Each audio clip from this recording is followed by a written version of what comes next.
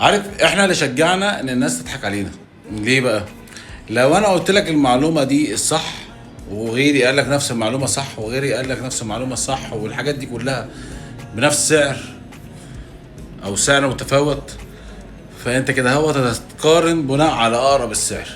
طب هو عشان يقدر يضحك عليك وينصب عليك والكلام ده كله، او يعرف يبيع البيعه، فلازم يحط لك تاتشايه مختلفه.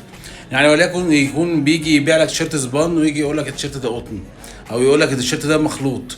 طب بالنسبه المخلط بتاعته يقول لك 80 20، 80% قطن و20% بلاستيك، او يسيب لك الموضوع عايم وتطلع ان هي العكس، بدل ما هي 80% قطن و20% بلاستر تبقى 20% قطن و80% بلاستر.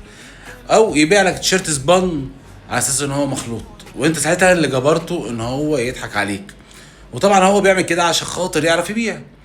انما اللي بيراعي ربنا لو جه قال لك ان التيشيرت ده سبان، هتيجي تقول له لا لا لا، انا رايح على التاني اللي كذب عليا وقال ان التيشيرت ده مخلوط. فللاسف اللي بيراعي ربنا بتلاقيه ايه؟ ان هو الناس تروح. فالنقطة طول ما انت مقتنع ومراعي ربنا، بتبص تلاقي العميل بيلف ويرجع لك تاني. ليه؟ عشان في الاخر لما بيشوف الخامة، لما بتجيله عينة وبيقارن ما بين الخامة بتاعتك وبين الخامة اللي بتاعت الحد التاني، بيعرف ساعتها ان انت على حق وان انت كلامك مصداقية. فخليك طول عمرك ان انت على حق. سلام.